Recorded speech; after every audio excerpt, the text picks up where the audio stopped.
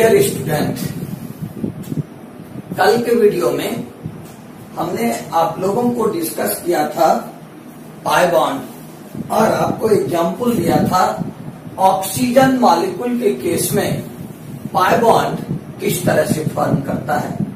Oxygen molecule के case में आपने देखा पहले दो oxygen atom head on overlap करके एक सिग्मा बॉन्ड बनाते हैं, उसके बाद एक साइड वाइज ओवरलैपिंग करके या लैटरल ओवरलैपिंग करके पाई बॉन्ड बनाते हैं। आज second example second N2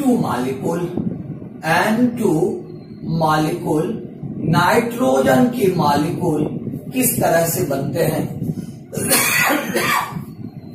nitrogen molecule में देखिए दो नाइट्रोजन एटम होते हैं। नाइट्रोजन इसका इलेक्ट्रॉनिक कॉन्फ़िगरेशन हम लिखते हैं 1s2 2s2 and 2p3 1s2 2s2 and 2p3।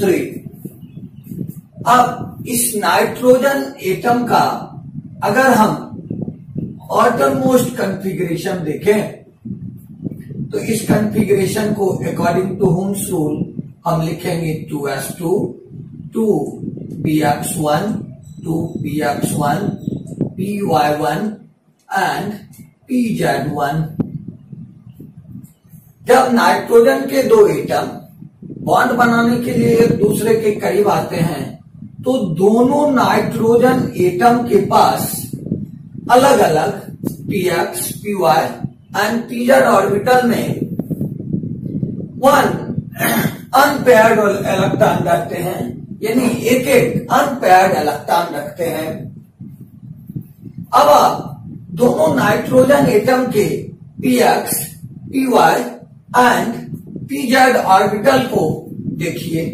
एक नाइट्रोजन एटम आप लेंगे तो उसके पास px ऑर्बिटल यह होगा, py ऑर्बिटल यह होंगे और pz ऑर्बिटल यह होंगे। यह होगा px px px, ये होंगे py एंड यह होगा pz।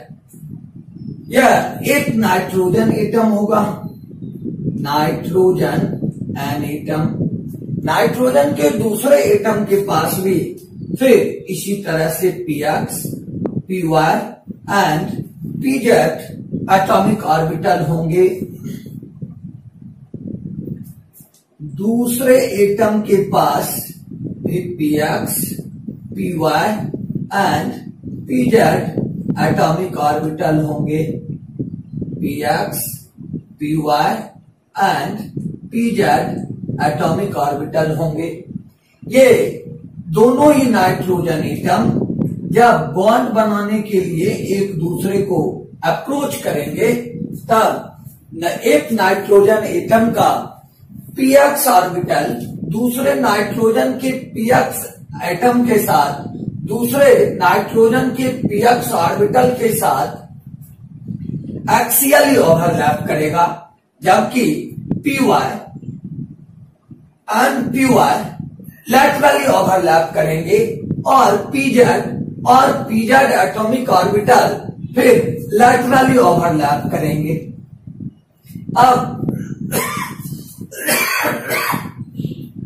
इस दोनों ही एटम के ओवरलैप के फलस्वरूप किस तरह से देखिए बॉन्ड बनेगा।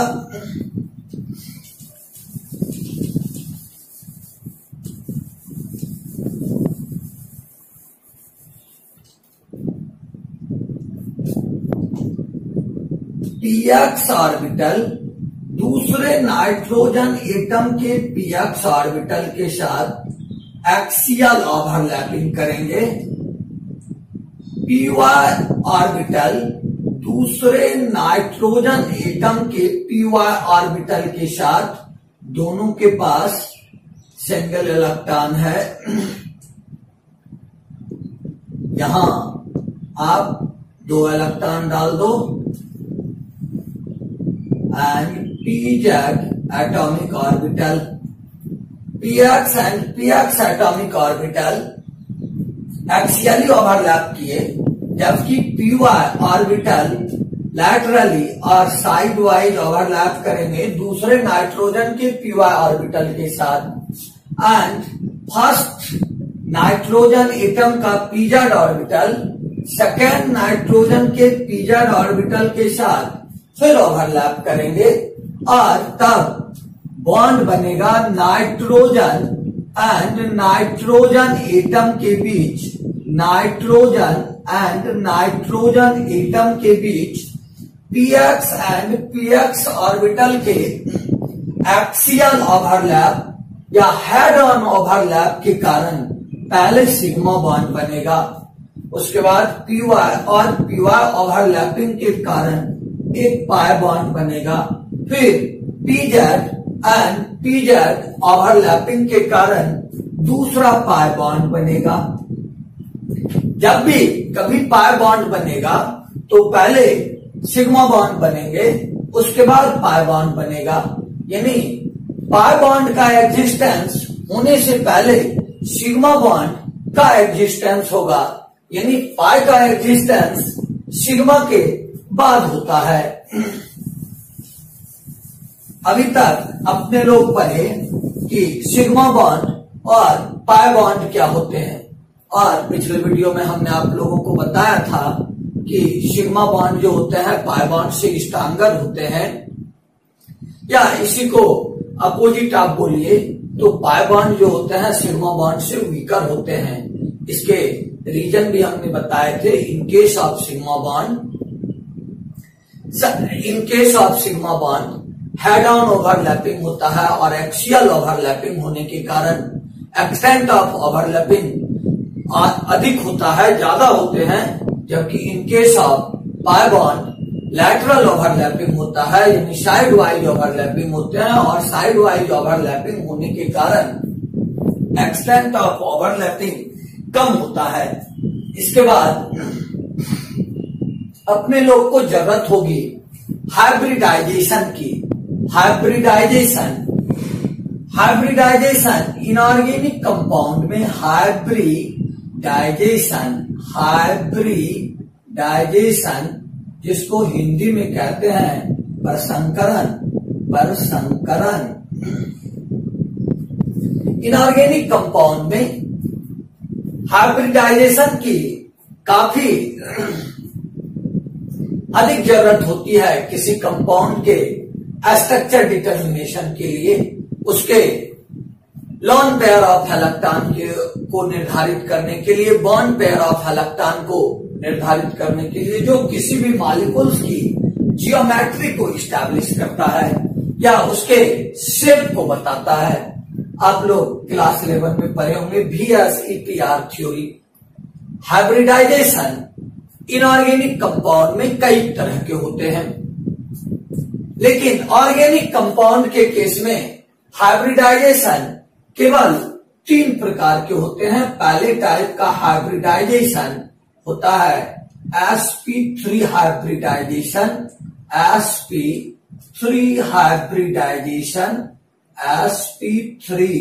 हाइब्रिडाइजेशन, जिसको हम लोग टेट्राहेड्रल हाइब्रिडाइजेशन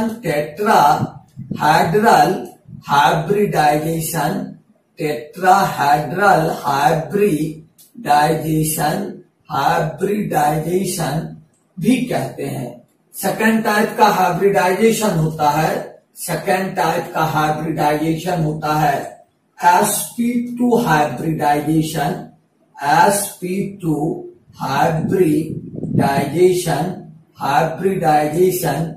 ये ट्राइगोनल हाइब्रिडाइजेशन भी कहलाते हैं। ट्राइगोनल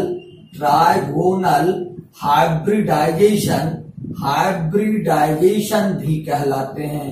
ये ट्राइगोनल हाइब्रिडाइजेशन भी कहलाते हैं। और तीसरे टाइप का हाइब्रिडाइजेशन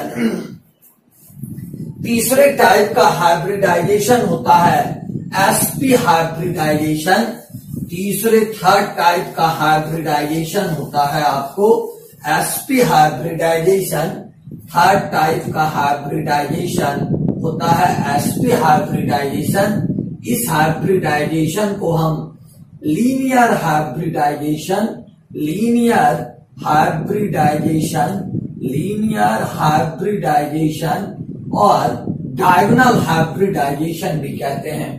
इससे पहले कि अपने लोग sp3 हाइब्रिडाइजेशन, sp2 हाइब्रिडाइजेशन और sp हाइब्रिडाइजेशन को पढ़ें, अब पहले ये समझिए हाइब्रिडाइजेशन क्या होते हैं, हाइब्रिड ऑर्बिटल क्या होते हैं। हाइब्रिडाइजेशन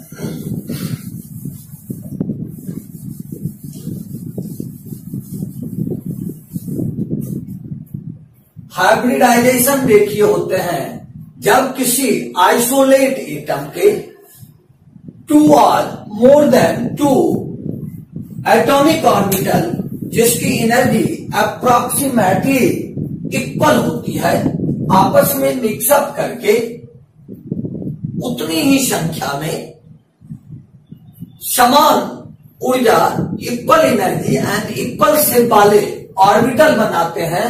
तो एटॉमिक ऑर्बिटल के इस मिक्सिंग अप प्रोसेस को हम हाइब्रिडाइजेशन कहते हैं। हाइब्रिडाइजेशन का डेफिनेशन लिखेंगे, व्हेन 2 और more than 2 atomic orbitals of an atom of approximately equal energy mix up together to give orbitals of same energy and equivalent shape, equivalent energy and same shape. This mixing up process of atomic orbital is called hybridization, and the orbital so formed is called hybrid orbital. Hindi में hybridisation का हम definition लिखेंगे, जब किसी परमाणु के 2 या 2 से अधिक लगभग समान ऊर्जा वाले एटॉमिक ऑर्बिटल आपस में मिक्सअप करके बिल्कुल समान ऊर्जा एवं समान आकृति वाले परमाणविक समान आकृति वाले नए ऑर्बिटल का निर्माण करते हैं। तो परमाणविक ऑर्बिटल के मिलने की यह प्रक्रिया या परमाणविक ऑर्बिटल के मिक्सअप करने की यह प्रक्रिया हाइब्रिडाइजेशन कहलाती है। और 2 और more than 2 pure atomic orbital या 2 से अधिक परमाणविक ऑर्बिटल के इस तरह से मिलने के बाद जो नए परमाणविक ऑर्बिटल बनते हैं, या नया परमाणविक ऑर्बिटल हाइब्रिड ऑर्बिटल कहलाता है। हाइब्रिडाइजेशन के लिए कुछ खास शर्तें होती है। हाइब्रिडाइजेशन की शर्तें होती है, यानी कंडीशन फॉर हाइब्रिडाइजेशन, यानी कंडीशन प्रसंकरण के लिए शर्तें,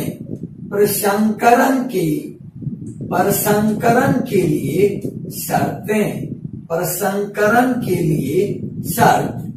तो जब कोई भी परमाणविक ऑर्बिटल हाइब्रिडाइजेशन में जाएगा तो वो कुछ खास कंडीशन को फॉलो करेंगे।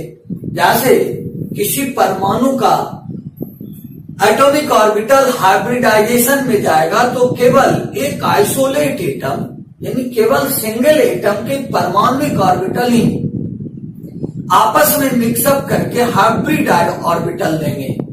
इस तरह की बातें नहीं होंगी कि एक कार्बन एटम का एक ऑर्बिटल और दूसरे कार्बन एटम के दूसरे ऑर्बिटल के साथ हाइब्रिडाइजेशन में जाएगा।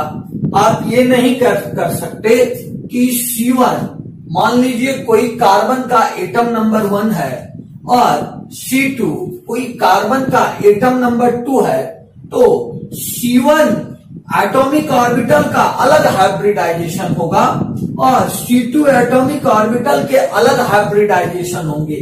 इस तरह की बातें नहीं होंगी कि इस कार्बन का और S ऑर्बिटल दूसरे कार्बन के P ऑर्बिटल के साथ हाइब्रिड करेगा, हाइब्रिडाइजेशन में जाएगा, यानी मिक्स अप होंगे, इस तरह की बातें नहीं होंगी। यानी हाइब्रिडाइजेशन के प्रोसेस के लिए पहला शर्त हुआ कि हाइब्रिडाइजेशन केवल एक ही परमाणु के ऑर्बिटल के बीच होते हैं, यानी हाइब्रिडाइजेशन में सेपरेट एटम के एटॉमिक ऑर्बिटल मिक्स अप करते हैं।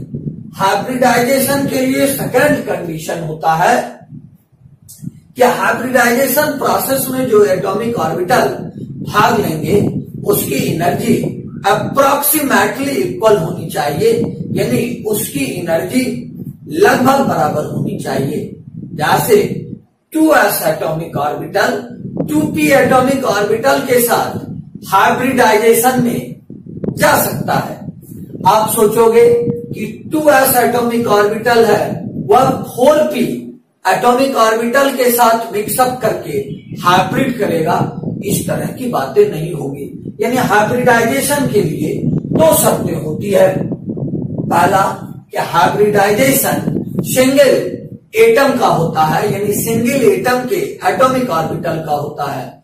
सेकंड कि हाइब्रिडाइजेशन में टेक पार्ट करने वाले एटॉमिक ऑर्बिटल की एनर्जी अप्रोक्सीमेटली इक्वल होती है। और हाइब्रिडाइजेशन के बाद, यानी हाइब्रिडाइजेशन के बाद जो नए एटॉमिक ऑर्बिटल मिलते हैं उस एटॉमिक ऑर्बिटल में ऑर्बिटल की तरह केवल 2 इलेक्ट्रॉन होते हैं। वह भी पॉलीज एक्सक्लूजन प्रिंसिपल को फॉलो करता है। अगर 2 एटॉमिक ऑर्बिटल जो आपस में मिक्सअप करने के लिए जाते हैं तो उसमें हाइब्रिड ऑर्बिटल का शिप उस एटॉमिक ऑर्बिटल के शिप पर डिपेंड करता है जो डायरेक्शनल होते हैं। जैसे सपोज कीजिए s और p एटॉमिक ऑर्बिटल किसी टाइम हाइब्रिडाइजेशन प्रोसेस में जाता है तो चूंकि s ऑर्बिटल जो होते हैं वो नॉन डायरेक्शनल होते हैं, इसलिए हाइब्रिडाइजेशन के बाद जो नए हाइब्रिड ऑर्बिटल मिलेंगे उसका शिप या उसका डायरेक्शन उस एटॉमिक ऑर्बिटल के डायरेक्शन पे डिपेंड करेगा, उस p एटॉमिक ऑर्बिटल के डायरेक्शन पे डिपेंड करेगा जो मिक्सिंग अप प्रोसेस में जाते हैं। ये हाइब्रिडाइजेशन 3 टाइप्स के होते हैं। सबसे पहला हाइब्रिडाइजेशन होता है sp3 हाइब्रिडाइजेशन। अब देखिए ये sp3 हाइब्रिडाइजेशन क्या होते हैं। sp3 हाइब्रिडाइजेशन, पहला हाइब्रिडाइजेशन होता है sp3 hybridisation. sp3 hybridisation, sp3 hybridisation जिसको अभी हमने थोड़ी देर पहले लिखा था, ये sp3 hybridisation tetrahedral hybridisation, tetrahedral hybridisation भी कहलाते हैं। sp3 हाइब्रिडाइजेशन क्या होते हैं? When 1s and 3p atomic orbital of an atom mix up together to give 4 orbital of equivalent energy and equivalent shape. The mixing up process of orbital is called sp3 hybridization and the new formed orbital is called sp3 hybrid orbital। यानी जब किसी परमाणु का एक s और 3p परमाणविक orbital आपस में mix up करके 4 समान ऊर्जा और समान आकृति वाले ऑर्बिटल का निर्माण करते हैं तो यह हाइब्रिडाइजेशन प्रोसेस sp3 हाइब्रिडाइजेशन कहलाता है। अब देखिए अगर एक s ऑर्बिटल हो या एक s ऑर्बिटल हो या s ऑर्बिटल हो और इस s ऑर्बिटल के साथ कार्बन के केस में हम ले रहे हैं इस s ऑर्बिटल के साथ 3 p ऑर्बिटल यानी 3p ऑर्बिटल, हम देखिए इसको लेते हैं 1s orbital and 3p orbital. 3p orbital आपस में मिक्सअप करते हो, 3p ऑर्बिटल्स आपस में मिक्सअप करते हो, तब 4sp3 हाइब्रिड ऑर्बिटल बनेगा। 4sp3 हाइब्रिड ऑर्बिटल बनेंगे। 4sp3 हाइब्रिड ऑर्बिटल बनेगा, यानी एक s और 3p एटॉमिक ऑर्बिटल के मिक्सअप करने से 4sp3 हाइब्रिड ऑर्बिटल बनेंगे। देखिए s ऑर्बिटल जो होते हैं इसका शेप स्फेरिकल होता है, जबकि p ऑर्बिटल का शेप जो होता है यह डम्बल साइज के होते हैं। अब एक स्फेरिकल ऑर्बिटल 3 डम्बल ऑर्बिटल के साथ मिलेंगे, तब जो नए ऑर्बिटल बनेंगे वो किस तरह के होंगे। 1s orbital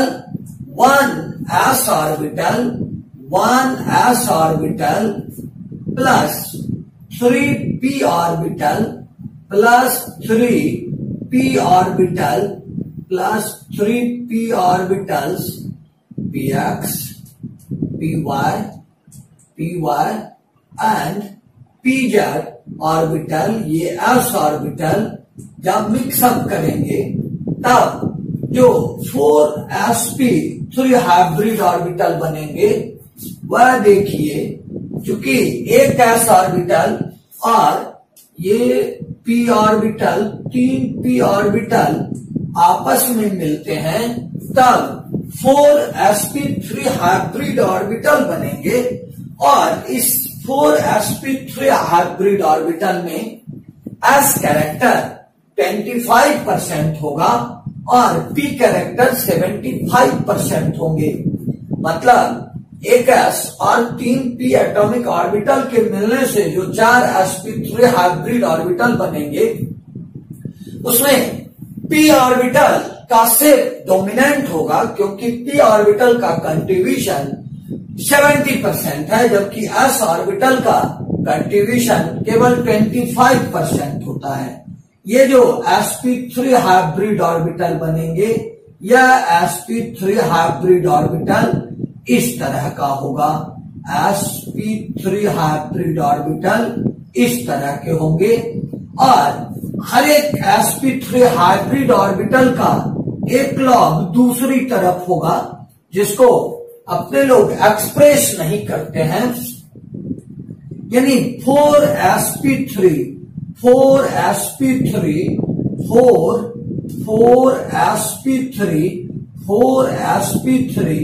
hybrid orbital 4sp3 hybrid orbital यह बनेगा।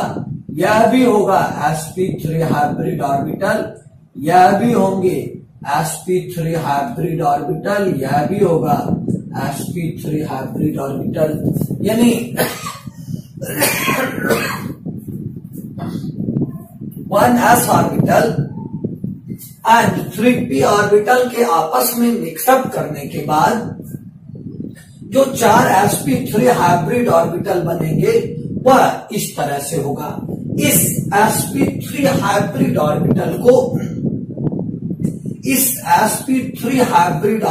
को हम इस तरह से भी दिखाते हैं, एक sp3 हाइब्रिड ऑर्बिटल, दूसरा, तीसरा और चौथा sp3 हाइब्रिड ऑर्बिटल। ये प्रत्येक sp3 हाइब्रिड ऑर्बिटल जो होते हैं, ये प्रत्येक sp3 हाइब्रिड ऑर्बिटल एक दूसरे के साथ 109 डिग्री 28 मिनट का बॉन्ड एंगल बनाते हैं। अब एग्जाम्पल के तौर पर हम लेते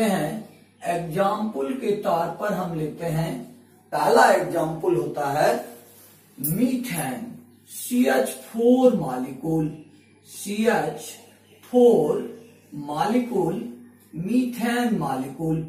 मीथेन मॉलिक्यूल जो होते हैं, इस मीथेन मॉलिक्यूल में कार्बन एटम का sp3 हाइब्रिडाइजेशन होता है। इस मीथेन में देखिए एक कार्बन एटम है और 4 हाइड्रोजन एटम है। कार्बन का एटॉमिक नंबर 6, तो आप इसके लिए कॉन्फ़िगरेशन लिखिए 1s2 2s2 2p2। और इस मीथेन मॉलिक्यूल में 4 हाइड्रोजन एटम है। H के लिए कॉन्फ़िगरेशन हम लिखते हैं 1s1। In the case of methane molecule, carbon का ग्राउंड स्टेट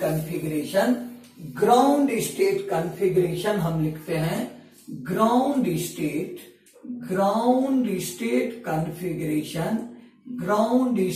कॉन्फ़िगरेशन हम लिखते हैं 2s ऑर्बिटल में 2 इलेक्ट्रॉन होते हैं, जबकि 2p सब ऑर्बिट जिसमें 3 ऑर्बिटल्स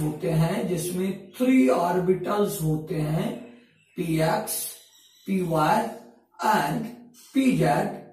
प्रत्येक px and py orbital single electron रखता है, जबकि pz ऑर्बिटल जो होते हैं, ये pz ऑर्बिटल वैकेंट होते हैं।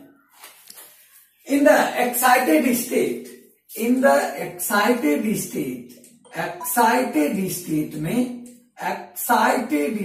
में 2s ऑर्बिटल का एक इलेक्ट्रॉन प्रमोट कर जाता है 2pz ऑर्बिटल में। अब इस कार्बन एटम के पास 4 अनपेयर्ड इलेक्ट्रॉन हो गए। इन द हाइब्रिड स्टेट में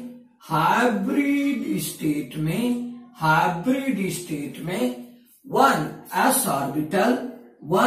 orbital and 3p orbital mix up करते हैं, और इस मिक्स अप प्रोसेस के बाद 4sp3 हाइब्रिड ऑर्बिटल बनाते हैं। यह भी देखिए हुआ sp3 हाइब्रिड ऑर्बिटल, यह भी हुआ आपको sp3। ये चारों sp3 हाइब्रिड ऑर्बिटल हुए। प्रत्येक sp3 हाइब्रिड ऑर्बिटल के पास 1 अनपेयर्ड इलेक्ट्रॉन होगा, 1 अनपेयर्ड इलेक्ट्रॉन होंगे। ये चारों sp3 hybrid orbital carbon atom के हाइड्रोजन के 1s ऑर्बिटल के साथ ओवरलैप करके 4 सिग्मा बॉन्ड बनाते हैं। कार्बन के ये 4 sp3 हाइब्रिड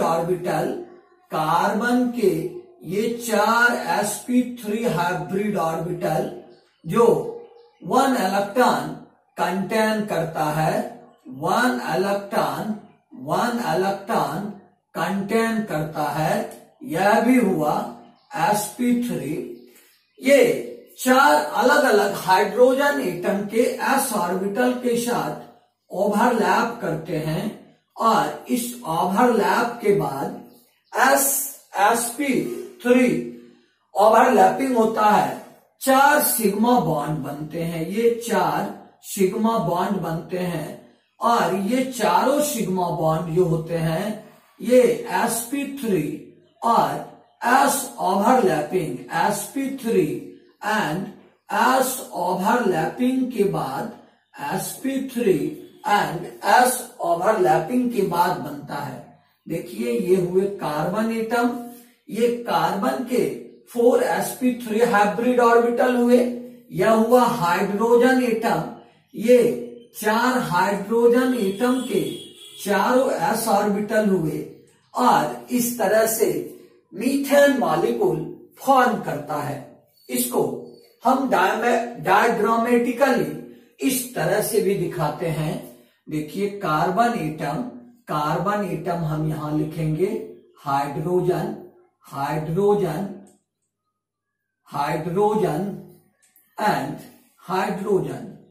ये प्रत्येक सिग्मा बॉन्ड जो होंगे ये एक दूसरे के साथ, ये कार्बन हाइड्रोजन के बीच का यह सिग्मा बॉन्ड और कार्बन हाइड्रोजन के बीच का यह सिग्मा बॉन्ड 109 डिग्री 28 मिनट के बॉन्ड एंगल पर झुके हुए होते हैं एक दूसरे के साथ। ये देखिए ये कार्बन एटम जो होते हैं, ये carbon atom above the plane होते हैं और ये 4 hydrogen atom on the plane होते हैं। अब मीथेन मॉलिक्यूल के केस में आप समरी के तौर पर इतनी बातों को जरूर याद रखेंगे जो प्रायः बोर्ड एग्जामिनेशन में सबसे ज्यादा बिहार बोर्ड के ऑब्जेक्टिव में पूछे जाते हैं। CH4 मॉलिक्यूल में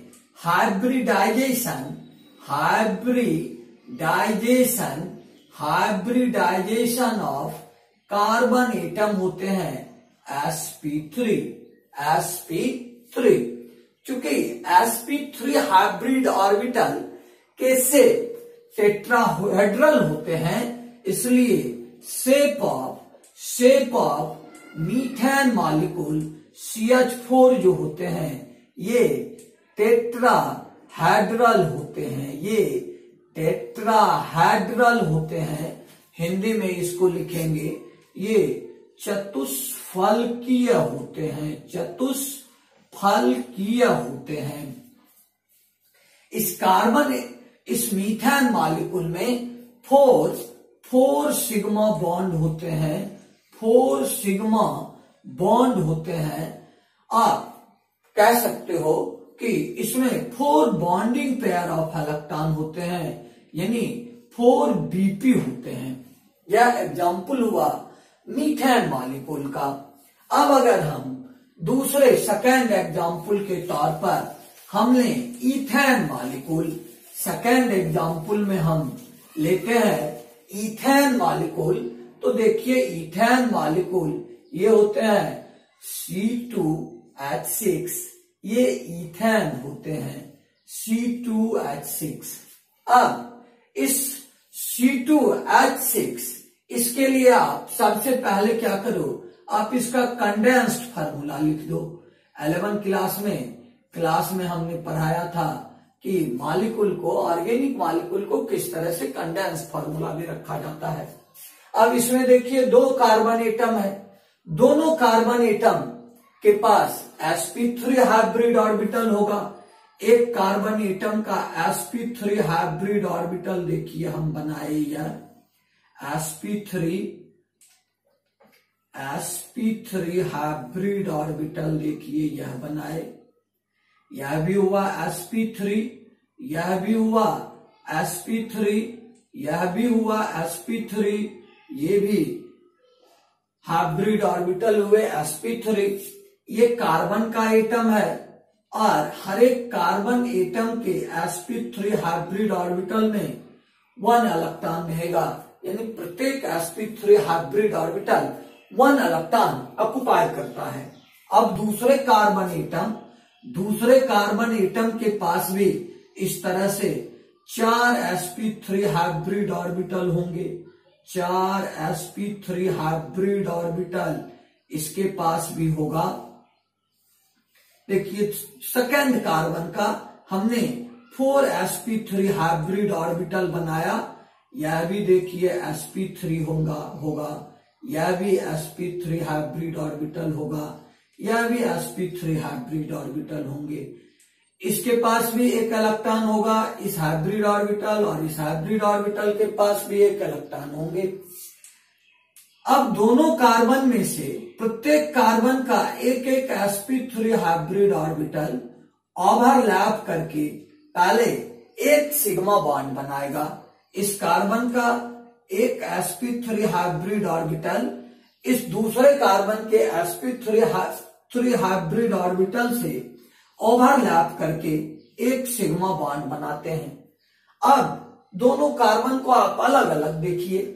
इस कार्बन के पास भी 3 sp3 हाइब्रिड ऑर्बिटल है जो सिंगल इलेक्ट्रॉन ऑक्युपाई करता है, और इस कार्बन के पास भी 3 sp3 हाइब्रिड ऑर्बिटल है जो दोनों ही sp3 हाइब्रिड ऑर्बिटल में सिंगल इलेक्ट्रॉन रखता है।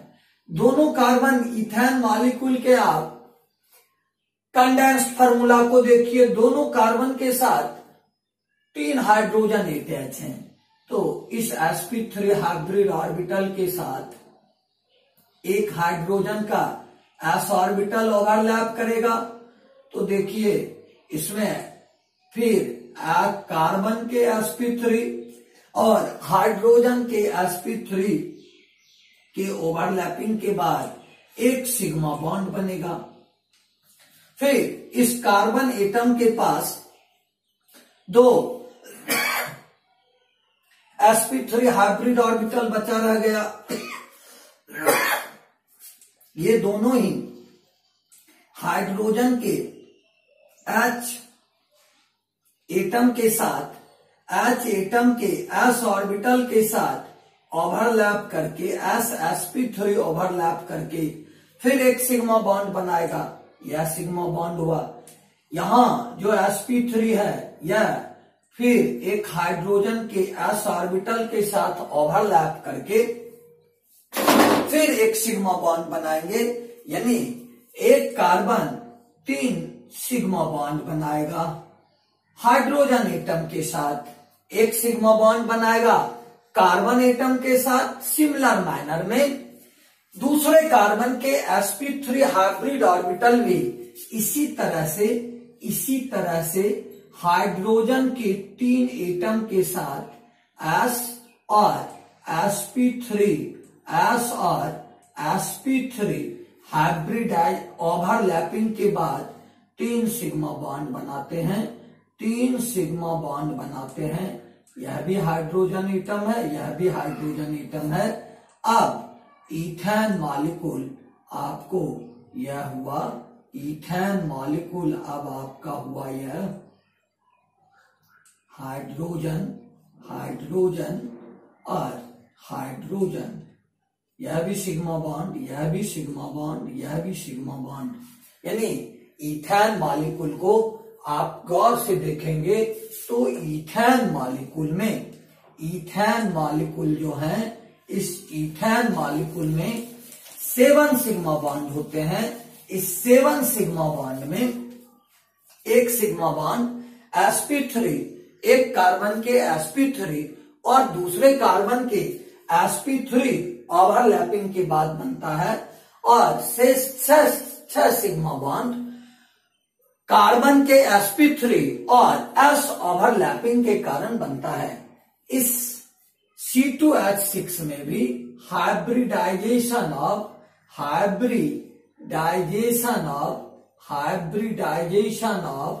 कार्बन एटम आपको होगा sp3 शेप ऑफ C2H6। यह भी देखिए होगा टेट्राहेड्रल, डबल टेट्राहेड्रल होगा, यानी इसके शेप भी होंगे टेट्राहेड्रल, और इसमें 7 सिग्मा बॉन्ड बनेंगे। यह इथेन मॉलिक्यूल 7 सिग्मा बॉन्ड रखता है, जिसमें 6 sigma bond carbon 6 sigma bond जो होते हैं 6 sigma bond sp3 and s overlapping के कारण होता है, एंड 1 सिग्मा बॉन्ड जो होते हैं ये sp3 एंड sp3 ओवरलैपिंग के कारण बनता है। अब अगले वीडियो में हम आपको बताएंगे sp2 hybridization and sp hybridisation. आप लोग सभी लड़के जो हमारे कोचिंग के छात्र हैं, इसको पढ़ के पहले वीडियो देख के आप खूब अच्छे तरीके से समझ लीजिएगा पहली बार। दूसरी बार आप वीडियो देखने के बाद इसको कॉपी में नोट कीजिएगा। जहां लिखने में दिक्कत होगी आप वीडियो पॉज करके बैक करके लिख लेंगे। यह बात सही है कि वीडियो की क्वालिटी थोड़ी लो है। आने वाले समय में हम प्रयास में हैं आपको और बेहतर से बेहतर वीडियो दे सकें। शेष अगले क्लास में।